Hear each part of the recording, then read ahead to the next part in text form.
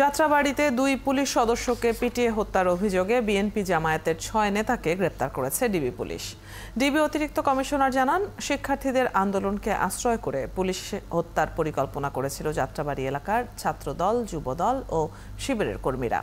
এদিকে সাম্প্রতিক নাশকতার ঘটনায় 210টি মামলায় 2300-রও বেশি অভিযুক্তকে গ্রেপ্তার করেছে পুলিশ। মহিম মেজানের রিপোর্ট।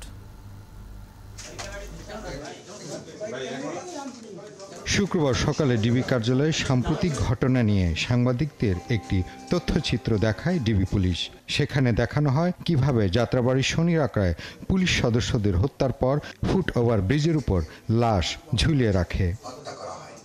ডিবি পুলিশের হাতে আসা ভিডিওতে দেখা যায় ছাত্রদল ও যুবদল নেতারা স্বীকারোক্তি দিচ্ছেন কার নির্দেশে পুলিশ সদস্যদের হত্যার পরিকল্পনা করা হয়েছিল। সেন্ট্রাল যুবদলের ফার্স্ট জয়েন্ট সেক্রেটারি তারেক ভাইয়ের দেখলাম, তারেক ভাই এসে শুভর সাথে কথাবার্তা বললো এবং শুভকে পার্সোনালভাবে ডেকে তাকে কিছু ফিনান্সিয়াল সাপোর্টও দিল, টাকা পয়সা দিল।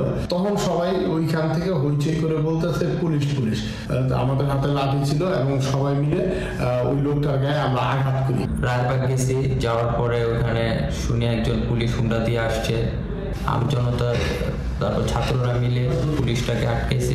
ডিবি প্রধান জানান, পুলিশ হত্যার সাথে সরাসরি জড়িত এমন 6 জনকে গ্রেফতার করেছে তারা। বিএনপি জামাতের গুরুত্বপূর্ণ সদস্য যারা হত্যাকাণ্ডে অংশগ্রহণ করেছে, হত্যাকাণ্ডের নেতৃত্ব দিয়েছে, অর্থের যোগান দিয়েছে, আমরা তাদেরকে আইনের আওতায় নিয়ে এসেছি এবং তাদের মোবাইল ফোনে আমরা সেই সকল তথ্য আমরা পাচ্ছি।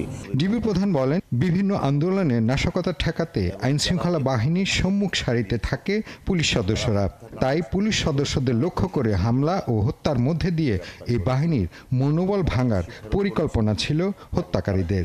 পুলিশকে মারতে পারলে 10,000, অর্থাৎ তাকে যদি বাড়ি দিতে পারে আর মারলে তাদের কি ছিল সেটা আমরা এখনো পাইনি তথ্যটা। তারা এইভাবে যেখানে বাড়ি বাড়ি তল্লাশি করেছে, অর্থাৎ তাদের উদ্দেশ্য ছিল পুলিশকে ডিমোরালাইজ করা। এবং পুলিশকে যদি ডিমোরালাইজ করতে পারে তাহলে বোধহয় তাদের যে আন্দোলন তারা মনে করেছিল যে তারা সাকসেস হবে। এদিকে গেল 24 ঘন্টায় রাজধানীতে বিভিন্ন নাশকতার ঘটনায় 210টিরও বেশি মামলায় 2300 অভিযুক্তকে গ্রেফতার করেছে ডিএমপি। মহিম মিজান, 71, ঢাকা।